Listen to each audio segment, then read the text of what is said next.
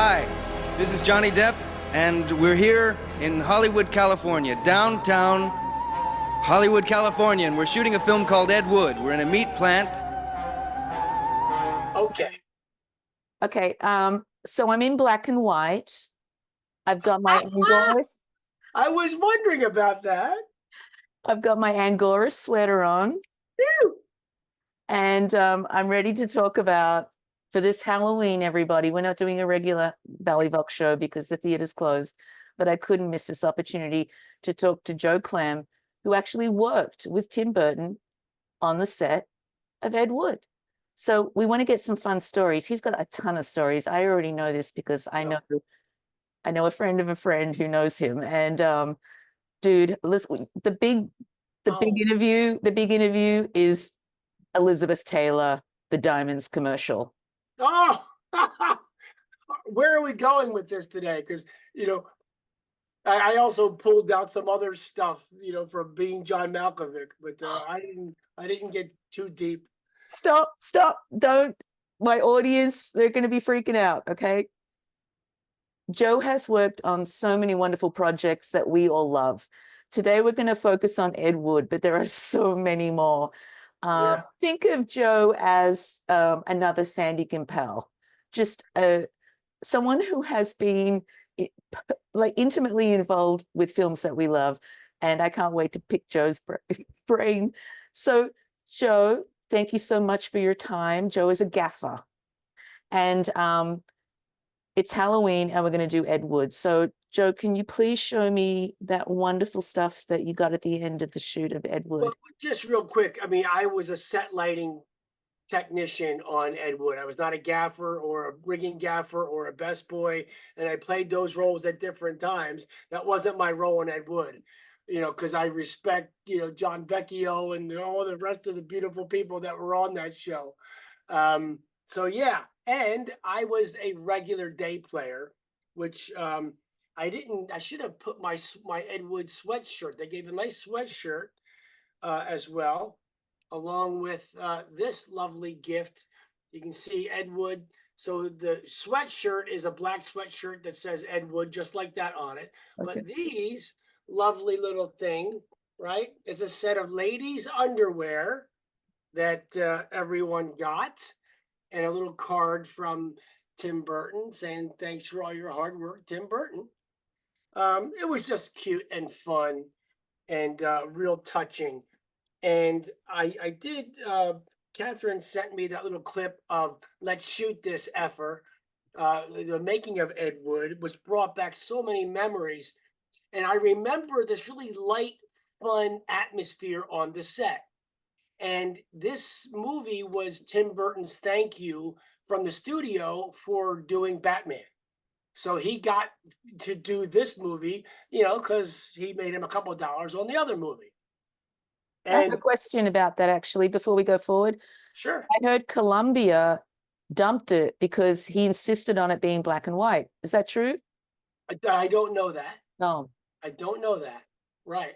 But the fact that it was black and white made it really fun and interesting for lighting technicians.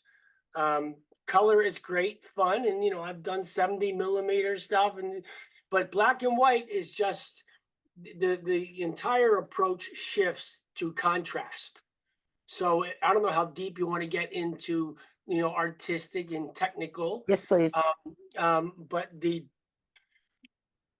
we could use any color temperature of light. We could use electronic HMI lights for strong punch, or the incandescent typical lights for general lighting. And it was just really fun to be able to play with that, but just all you were looking for were areas of more light and less light. And Tim had a lot of fun with that.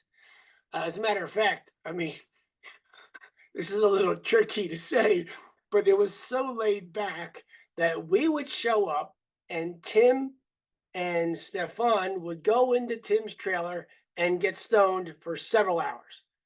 They would go disappear in there. And there were several days we didn't shoot anything because they never came out of the trailer. Okay, we can do that. and he was pretty laid back. There's one scene we rigged it 2 to 3 different times, and we would show up and just sit there and they say, "Okay, we're gonna go home." We sit there for 8, 10 hours and we just go home. Now I'm sure they were planning and doing other stuff. Um, but I remember working also at the Culver Studios. In the clip, you brought back the big octopus that Bela Lugosi wrestles in, and just how much fun we had rigging that thing up because they had to steal it and have them carrying it and taking it out.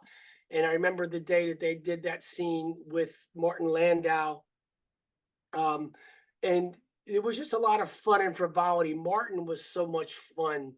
He had a lot of fun with that role.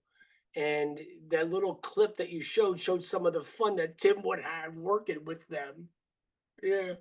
It's interesting. I just watched I was watching this little documentary about Rick Baker and how he created Martin Landau's face to look more like Bela Lugosi.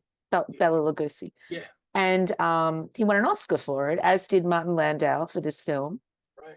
And he was a big time makeup guy, like huge. He was ruling the world at this point. And when Tim Burton approached him with this, he was like, "I love monster movies. I have to do this." Oh, and people tried to talk him out of it. "This is a rinky-dink, weird bullshit. What are you doing?" right. He said, "No, I have to." And he did it.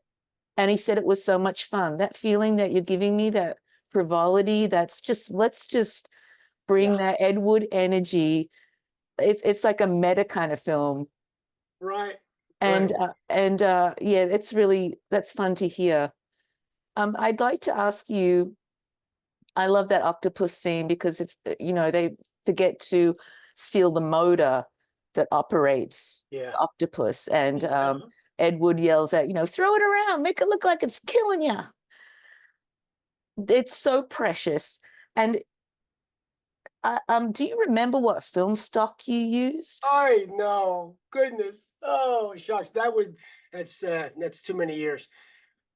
I mean, And I wouldn't have been that close on this, although Philip, I did several films with that camera crew. But I know. And mention the DP, mention the people that you worked with. Stefan Chapsky, just a fantastic chap, really sweet guy. And Philip is the camera operator, whose last name Phil escapes me. But we also worked did a little bit on Edward Scissorhands, and then on The Dark Wind with Earl Morris, which was a whole nother story. Oh, well, we can talk about that. I think there was another Stefan Chapsky as well, but it escapes me at the moment. Did you enjoy working with Johnny Depp? Was he like a team player? Sweet. Yeah, he was so sweet. Now, he was a little more subdued for me in that point. What I mean is personally, he does his work and then he does his own thing. I was fortunate to work later on Nick of Time. Oh, okay. And I'm pretty sure it was Nick of Time. It could have been Ed Wood, but I'm thinking it was Nick of Time. That he used to actually stop in his limo. There was one location where it was far from the trucks, and he would stop and pick us up and drive us from where we were up to our trucks, him and his driver, and have just a little chat. But it was really sweet of him. But as you see, Johnny's more quiet, reserved, personal self, and he's pretty protective of that.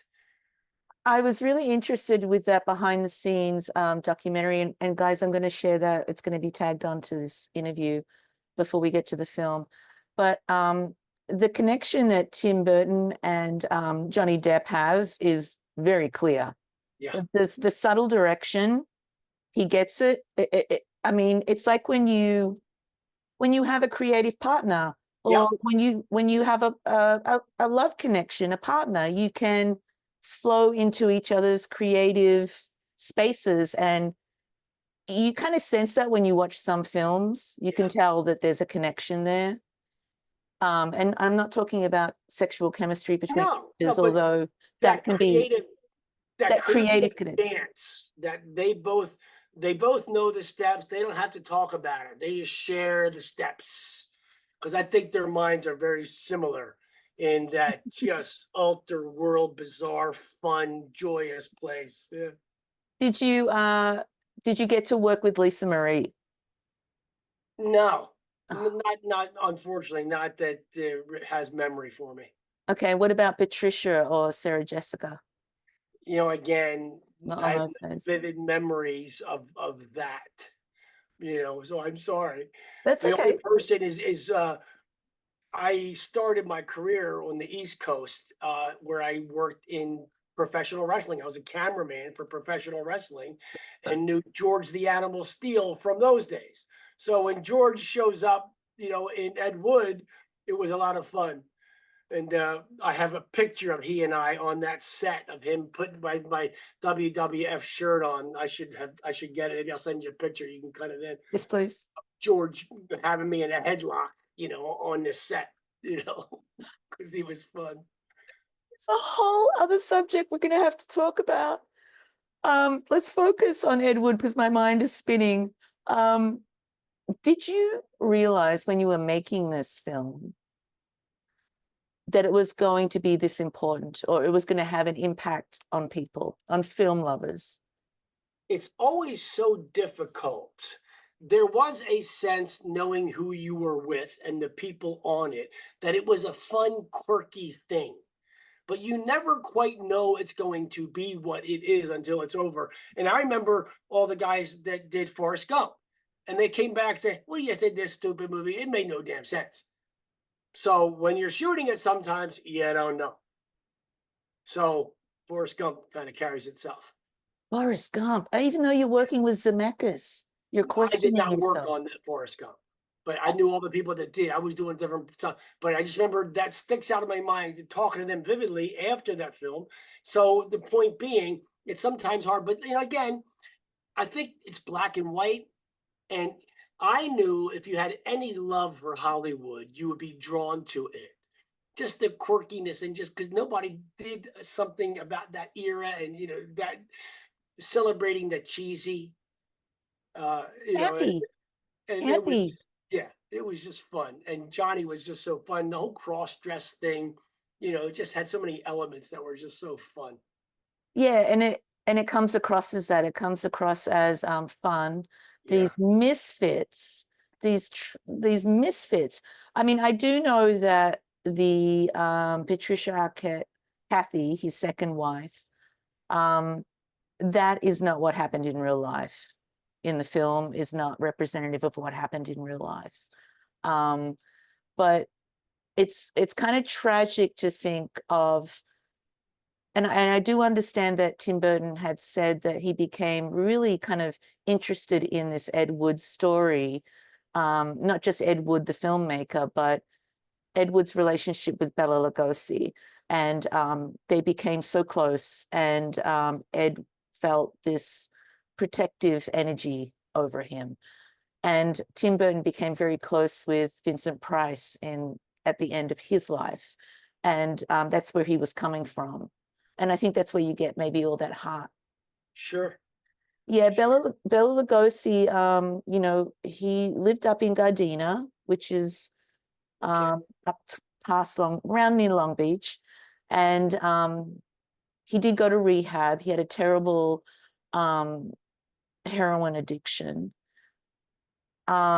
which was pretty outrageous back in the day. And he was the first person to go into rehab, publicly go into rehab. And even he was old and nobody gave a shit about him, but still he did go into rehab. And he went to a place called Las Encinas, which is in Pasadena. It still stands today. It's a big, beautiful property. I actually served my rehab time there. And they had cabins, right? It was a sprawling place and it had these old cabins. It felt like old Pasadena. And the cabins were so old, there were like 4 of them, and 2 people were allowed to stay in one cabin. And then as time went on, you become a little curious about where you're staying because it's old and you want to hear the history. And it turned out I was staying in the same cabin that Bela Lugosi stayed in the I think it was the 50s. Mhm. And then at the front of the facility, there was a big building and had like maybe 3 stories high. Classic Pasadena, gorgeous, that whole kind of look. And that's where Marilyn Monroe stayed when she was having her struggles. Mm. And that was called the Big House. Right. So if you were an addict and it turned out you weren't just an addict, you were you had other issues, let's say, Mhm. you would be transferred to the Big House. But Bella never made it to the Big House. He was released and went home and he passed away. Mm. I'm digressing here, but I think in the 90s, the other thing I wanted to talk about, Joe, is that so I'm Gen X. I came to LA in 93. And when I started working in film, I was a PA and I spent half of my time at Kodak, running backwards and forwards, testing film stocks. And I was really fascinated with it.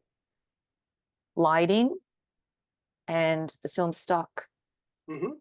can change everything. And a lot of these kind of soon to be hipster directors that came up through that time really wanted to capture this black and white look that Mm. nobody wanted to do. There was a Nike commercial, I think, that was in black and white, but nobody wanted to work in black and white. But directors were really obsessed with capturing, playing with black and white, playing with the film, and making these images. There's that really saturated look. There's this kind of weird look that we've got here, which is pretty generic, this kind of noir look. Right. And I love film noir, so black and white is one of my favorites. And it is part of the reason why I think this film is so special. And I'm so glad that he stuck with it. And to be on a set, right, where you're shooting black and white, when you're doing it, but you're, Yeah. what's that like? It was so wonderful because typically you would have an idea what it's going to look like. You set up a scene and you see it, and with black and white, you had to shift your perspective of what you're looking at and teach yourself to think in what are called chromexic patterns, right? The brightest spot in a field. So you pick a field. As I look at you, your eye is going to be drawn over your right shoulder first. Then I come down to your right shoulder, and then your left, because those are the brightest spots. And then I'm going back over to the couch with the Nicky Cage spot next to him, the bright spots. And so you have to know. And then I go a little bit back to this back left lamp. So you understand your eye will bounce to where the bright spots are. And I continue to return to your glasses because they also have that glint of the screen. So, that's the awareness that it teaches you to think in that light and dark sense. So that it was fun. And again, we got on this phone call, 2 hours ago. We this first notion came to me. I hadn't thought about it till we sat down. So I'm digging up old memories. Yeah. But I know I did, everybody, I did spring this on Joe. I had it in the back of my mind for weeks, but I didn't telepath. I should have told you earlier, but it's Halloween's creeping up on us. And this is such a great introduction to talk about a fun film and get to know you better. Now, are you retired from the film industry completely now? I am. Okay. And you live at peace on the East Coast? Correct. Okay. Yes. I know a little bit about your time in LA. Mhm. And you have worked on some amazing things and lived a pretty amazing life and brushed shoulders with a lot of people. This whole show, Valley Vox, is about meeting people who worked on the films that mean something to us and talking about that goofy fan stuff. Maybe it's corny. Maybe I think it's Oh, I it's want to sad. hear all about Elizabeth Taylor, and I don't care if you think that's corny. She's important. She's not with us anymore. And that people like Joe and Sandy and so many other people we've had on the show, it's shaped their lives. It's what they do for a living, and it's a working class job. Was 100% working class. Working class job. Joe, is there anything that you want to add? Is there anything you can think of off the top of your head about this, the I making of this movie or I time on know this that film? it is it has stood the test of time in its cult sensibility because I will wear this sweatshirt and people almost every time I wear it, somebody makes mention of it. So there's a lot of pride of the films that I've worked on.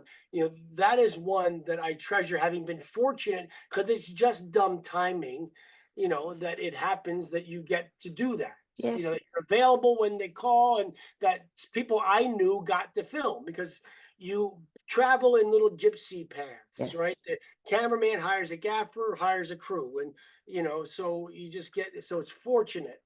Um, Can I ask you a question? yeah, There was a gaffer that I worked with. Oh my gosh, I just forgot his name.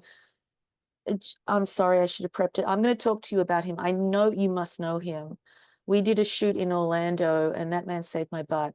He was Joe Warren. yeah, I know. I know the name. I have never worked with Joe him in Warren. this crew. And his brother was his key. Yeah, And yeah. these two guys were the hardest kind. Great.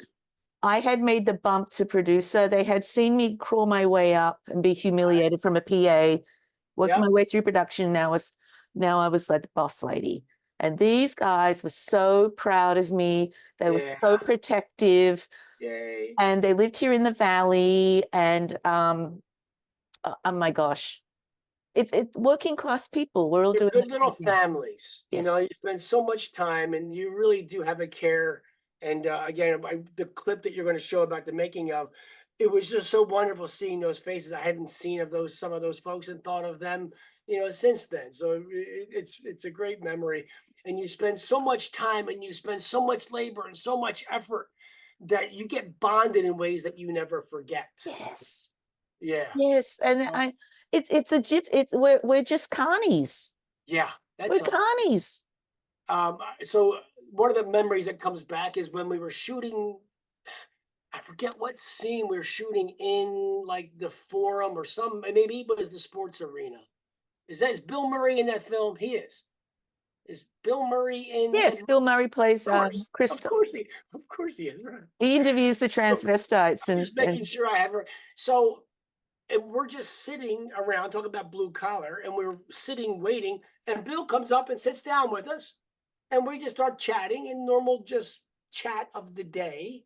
But it was just a sweet moment of just all working class people, and you know, Bill Murray with that somewhat SNL theatrical accepting of crew mentality. You know, it was just a sweet little moment. Well, I would imagine just the nature of Saturday Night Live, you are working with the crew. Yes. It's not like the actors and the crew. It It's was very one comfortable just to come mishmash. up and sit and chat. Yeah. Yeah. Adam Yeah. Sandler was like that when I worked with him, just moving around the crew like it's no big deal. Yeah. Correct. That's Yeah. theater. That's theater. Yeah, theater. All right, Yeah. Joe. Oh my gosh. It wasn't much, but thanks for Oh, bringing those memories back to me. no, this is fun. This is Oh, wonderful. I I remember Isabella Rossellini helped me pick up a lighting ballast once. She was so sweet. It's of all the strange things of talking about interfacing with crew. She was so sweet. Anyway. She's one of my favorites. Did you ever see that special she did on Showtime where she was insects? She would No. dress as an insect and explain to you the life cycle of an insect. Wow, no. Yeah, Okay. I Okay. just Hollywood stories. Hey, we're Yeah, corny. It's fun. It's it is beautiful. fun. It You is a get to lot. be a part of. You're going to do a lot of crap. Like we've all done a lot of crap. I'm sure you have Yes. to. And Yes. you've worked with a lot of horrible people that you never want to see again. Yeah. But every now and again, you hit the jackpot. Yes, we do. And this was a jackpot. There's no doubt about that. Well, speaking of jackpots, I have to tell you that Lisa has been my jackpot. She has, Oh, I love her so much. good She to hear. speaks so highly of you. I met Chelsea. Oh. That was a whole trip. But yeah, I think of you often, and I can't tell you how much I appreciate you. And yeah, you've had a big impact on Lisa's life. And Fine, thank you. yeah. Gosh, we've got so many other things to talk about, but we're going to finish it here. And we're going to move on and watch the documentary because it's a cute little making of. And then we'll go into Ed Wood. And then perhaps in another couple of months when we're back on board and the theatre's back open with the staff and everybody, the kiosk is open, we'll have you back for another one. Because I think you've worked with Nick Cage too, right? Not that I remember. Sorry. You haven't? Oh, No. shit. Oh, I did. Wait a minute. Nah, Okay, that's all right. It's all about Elizabeth Taylor right now, but there's a bunch of other stuff that you've done. yeah, not Nick Cage. Oh, you know what? You know what? I screwed up. I created extra spooky lighting for you. Let me show you. There we go. Oh, there you go. Now it's working. See, that's how I was supposed to do the interview. I worked like a long time on this. Doesn't that look great? Well, you made it. You got it at the end. Now on with the show. And we're shooting a scene where we're having the rap party for Bride of the Monster.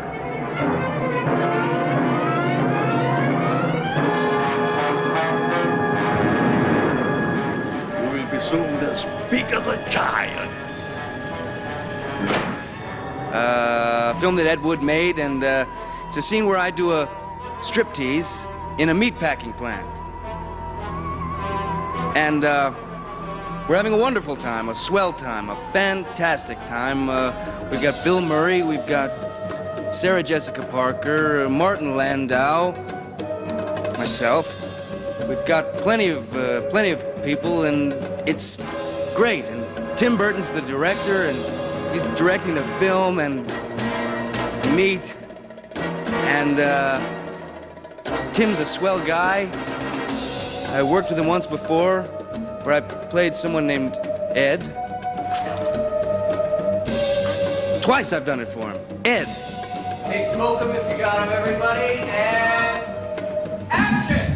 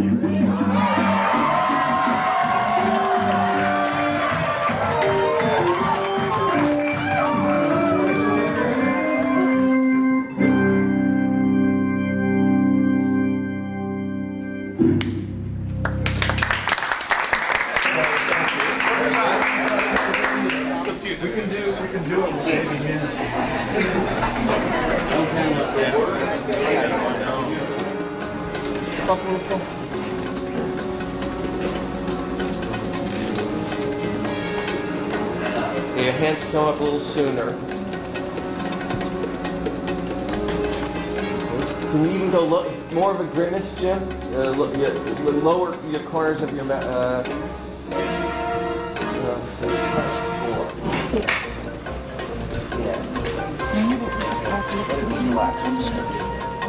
Go make a sad. Yeah, one side's going up, one side's going down. You had it. It's funny. There, yeah.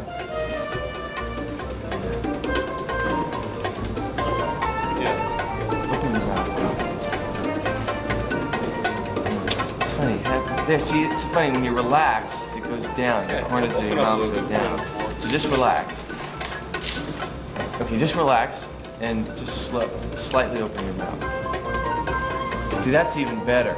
Be standing by in case to me if we want to accentuate that. Why don't you do it? Okay. And as your head comes up, I may cue you for your hands to come up, okay? When it looks right. Okay. So just let them come straight up, you know, like this. Just like this. Come out like this. And then okay. Good. Action, Jim. Hands. Struggle right in there. Keep straight. Struggle. Be a little lower and struggle. There you go. And cut. Cut. Good. Jim, that's pretty good. That's pretty good. The only thing on the hands, make it a little slower once they, like this. You can see, just let them come. Okay, let them come up, out, and stay there for a second before you start to go over. Okay? But very good. Okay, light it, and then move it in. Okay, good, John. Up and down right there.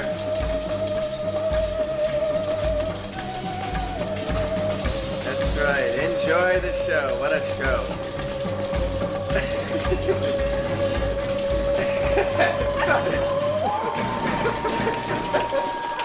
We're cut. That's pretty good, man. Okay. And make it a little bigger too if you want. It's like, it's great. You get stuck, let it fall a little bit, and then bring it up. Yeah, exactly. All right, bring that. Wash me too much. I'd rather see it.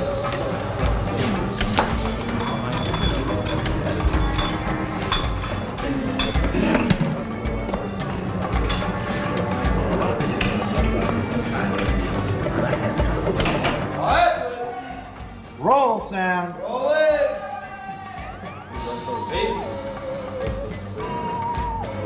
Yeah. Okay, try with the thing up there. Put the thing up. Have it up there, and a little higher. There you go. The smoke. Okay, and action. Action. Okay, now look one side. Something great. And then look the other side. Okay, put the thing back up and cut. Do that. And cut. Okay. And put it back up your face again. Call out and a little lower, a little higher. Okay, a little bit more to the center. The other way. There you go. And go ahead. Action. One side. That's right. Mug on one side. There you go. Then the other way. Very good. Look straight ahead. Look straight ahead and kind of give that. Just shake your head like this is the great. Okay. Cut. Oh, God. I can't see anything yet. Why do you think a little less smoke? What happens if they see it come in? Yeah. If you just travel across, I'm not sure whether this is the right spot either. Yeah. So blow this out, John, and then let's test the smoke right now.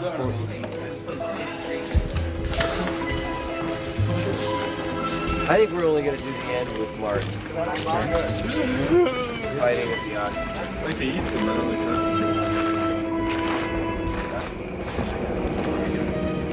Okay, let's see you guys in position again, please, one more time.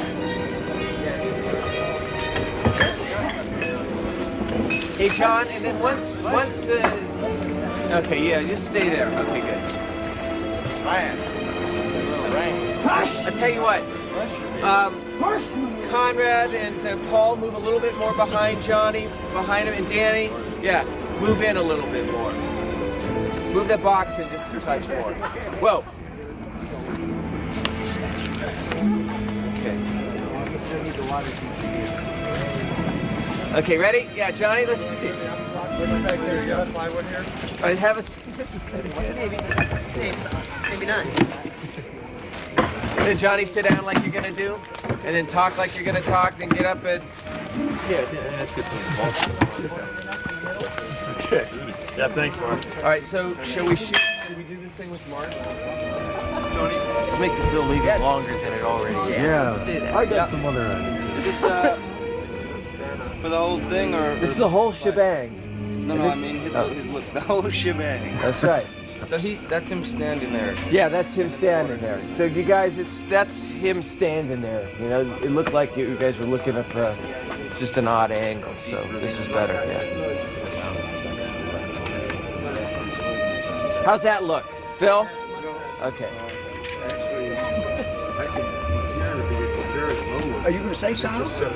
Yeah. And Danny, when he does that, just kind of look like, well, wait a minute. You know, we didn't have any tonight. Right. We didn't order it tonight. We didn't steal it. Right. Yeah. We'll be fighting with the octopus. Out there, Yes. what happened to the stream? This is gonna look a lot better. We're gonna match it with the underwater stock footage of the octopus underwater and all that. Oh, for Christ's sake. God damn, it's cold. It'll warm up once you get in it. Fuck you. You come out here. Hey, throw me that whiskey.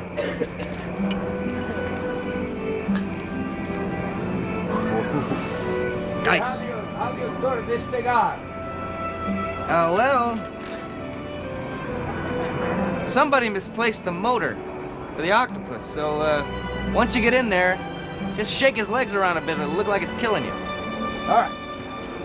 Action. Ah! Ah! Ah! Ah! Ah! And cut. John, maybe at the end, you want to get up and yell cut, and so we see you better. Yeah, you know? Exactly. And cut. Yeah. If you could stay, if you could find a way to stay up, just like, yeah, up here. You know what I mean? Yeah. Why don't you give us the time? Good, you guys. The whole trip last night was not to seem like I'm limited. Yeah. But it, you know, it's like well, you're cold, frozen. You didn't look like that. No, I'm trying. It's good. It's actually not from the top. It's just from him already fighting the octopus. So you hardly even have to act on this one anyway. This is for, well, this is after, I just thrown the bottle back. Yeah, just threw the bottle back and actually call action.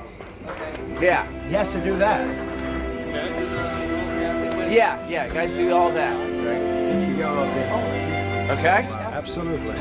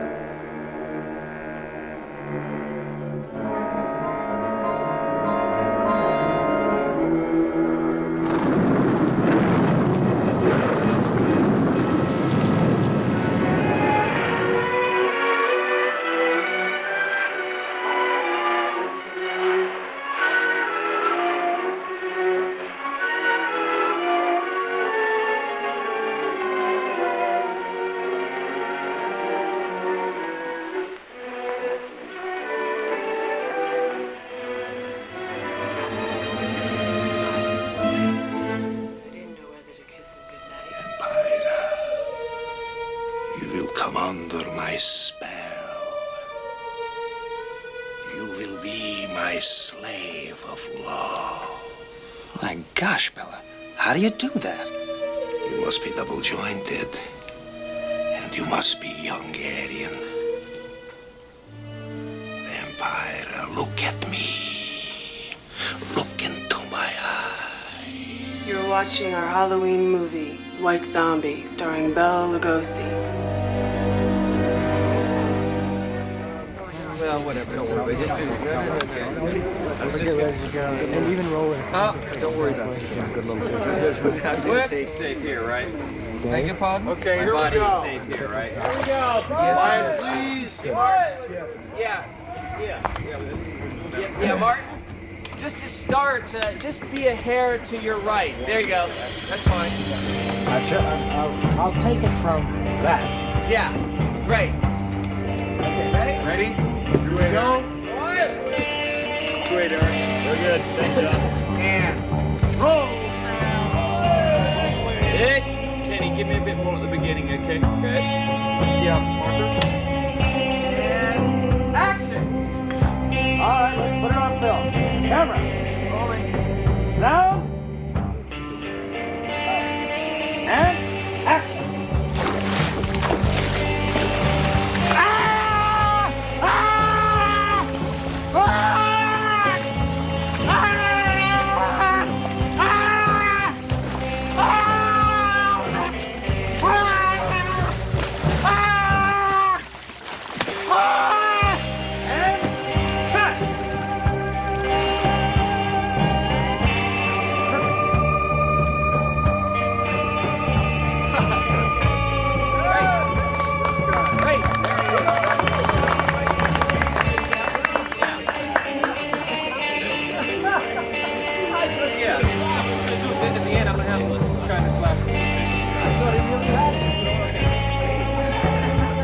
Thank you.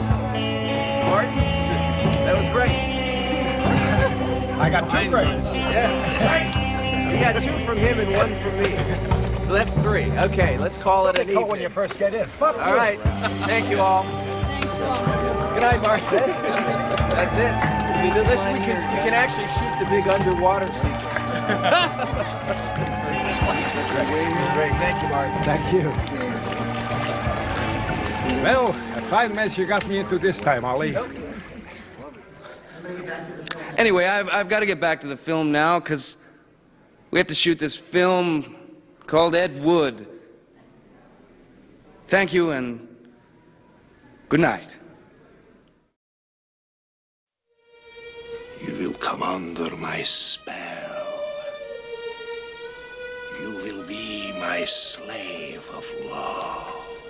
My gosh, Bella, how do you do that? You must be double-jointed. And you must be Hungarian. One of the things I said to Tim right off the bat, I said, what you've got here is a 74-year-old Hungarian morphine addict, alcoholic, who has mood swings. That would be hard enough. But he has to be Bela Lugosi, who everyone knows. I said, this could be the worst thing that ever happened. There are a lot of elements in Lugosi's career and as a man and what he stood for, what he cared about, his successes, his disappointments. There were a lot of things I understood intuitively and innately. So there is a lot of me. I don't know whether everything I am is in Lugosi, but I was able to do a lot of things. I also saw a lot of humor. Because it's a Tim Burton movie, there's a certain kind of style that's needed. I mean, it can't be exactly a kitchen sink kind of approach to a character. It is a comedy. It is somewhat extended, and there's a life of a certain kind. Aren't you scared, little boy? I'm going to drink your blood. You're not a real vampire. Those teeth don't frighten me. Very early age, when I was about 10, I decided what I wanted to do was be the guy who makes the monsters for the movies and do the makeups. And Karloff, I'm a bigger Karloff fan than a Lugosi fan, but both of them, they're the two masters of horror. Karloff? Fuck you! Karloff does not deserve to smell my shit! I had read in the trades that Tim Burton was going to do this movie about Ed Wood and that Martin was going to play Bela Lugosi. And I just said to myself, I have to do this. You know, I felt it was really important because I'm a Bela Lugosi fan and actually an Ed Wood fan, you know, and I knew that a lesser makeup artist might do too much, you know, and I really felt it was important to keep him human, you know, and to be subtle about it. So I wrote Tim a letter and I said, I have to do this. Even if I have to do it for free, I'll do it. Too constrictive. I can't even fold my arms. It's easier many times to do more. You know, Martin's face was not ideal to play Bela Lugosi, but I thought it was good enough that I could kind of get the essence of Lugosi, you know, without an exact copy of that. You know, I have a life cast of Bela that was taken by a makeup artist by the name of Clay Campbell for a film called Return of the Vampire. And, you know, Bela had this very kind of round face, and Martin's face is much longer, and you know, Martin's got a great big upper lip, and Bela has like no upper lip at a long distance there. And I thought, you know, I think I can still do this. And I mean, it really was a case of less is more. The way the process starts is, you know, I mean, I took a life cast of Martin, and then I sculpted on his life cast these new features. And the first thing I did was the nose, and he had that cleft chin. So I did those two things, and the lip. And his ears were wrong, so I added ears. What else was there? Let me see. Nose, chin, lip. Yeah, I think that was it. Well, it's coming along. We're not quite finished yet, but soon. I didn't actually apply the makeup on a daily basis. V. Neal applied the makeup. It turned out in the black and white photography that the way that I originally painted it, it needed some more work. So V ended up actually painting it very much more theatrically than I did. But in the black and white film, it looked better. She's an artist, this lady. Right away, I feel Hungarian. He hated being stuck with his accent. It hurt his career. In fact, one of the things I did, which very few people know, excepting Peter Medak, who's a Hungarian director, called when he saw it. He said, Martin, it's the best Hungarian I've seen outside of Budapest. And I said, thank you. He said, because you are not an actor trying to do a Hungarian accent, you're a character trying not to, which is exactly what I did. I learned the accent, I learned where the tongue goes, and I tried not to do it, which is what he did. Now that's a subtle choice, but it's exactly what I did. I couldn't find tapes, Hungarian dialect tapes, so I bought Hungarian language tapes and literally would practice the language and see where the tongue would go and try and... I wanted the accent to be perfect. I wanted everything to be perfect. And there were very many differences between us. I watched 35 Lugosi films and then 4 or 5 interviews that exist on one that's actually staged that he did in the very early 30s with this gal, and it's kind of cute because he scares him in the end.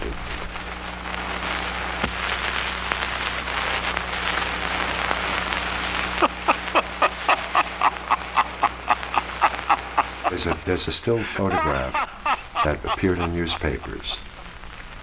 Check it out. It's a photograph that appeared in tabloids, and Lugosi was the first one who publicly went into a rehabilitation place and publicly announced it. There's a shot that I used as a guide. He looked shriveled and small, and I did that. I looked teeny. And I wanted to. I wanted to look as if all the juice had oozed out of him. I wanted to look like the picture, the actual picture, because it told me something about how he was. He didn't live too long after that, you know. So he looked like he was made out of balsa wood, that he was going to break, because he was a powerful actor. He had an enormous strength and force, and we didn't get to see the kinds of things he was capable of doing it, you know, because he wasn't permitted to. He should have done some classical stuff, but, you know, accents.